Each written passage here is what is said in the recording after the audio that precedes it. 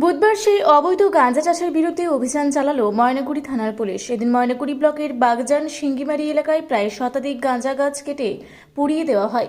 এমনকি বাড়ির মালিকদের সতর্ক করে দেওয়া হয়, এরপরও যদি এই চাষ করেন তাহলে তাদের বিরুদ্ধে আইনানুগ ব্যবস্থা গ্রহণ করবেন পুলিশ।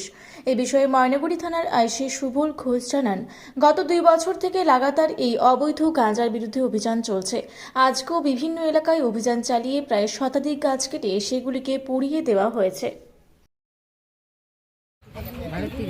আচ্ছা, এই যে গাঁজা চাষ করা হচ্ছে, পুলিশ এসে গাঁজা গাছগুলো কেটে পুড়িয়ে দিল, এটা কি ভালো হলো? ভালোই লাগে। ভালোই লাগে। আচ্ছা, এখানে কি নেশার আসর বসে? এটা খায় বুড়ে মাত্রা মানুষ।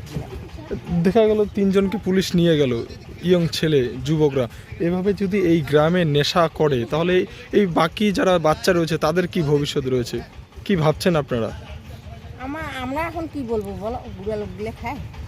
আচ্ছা, যুবকরাও কি আসে? না, খায় না। আচ্ছা, এই গাঁজা চাষটা কি করা ভালো গ্রামে? দুই একটা করে ওটাই খাওয়ার জন্য। আচ্ছা আচ্ছা তাছাড়া আবার তো করে না আমাদের এদিকে। আচ্ছা, আপনারা বলেন না যে এই গাঁজা চাষ বন্ধ করেন? ওরা খায় হাসি করে দুই একটা ওটায়, আমরা কি বলবো। আচ্ছা আচ্ছা, এই গ্রামটার নাম? আপনার নাম? বললাম তো ভারতীয়। জলপাইগুড়ি থেকে কনক অধিকারীর রিপোর্ট, রূপসী বাংলা মিডিয়া।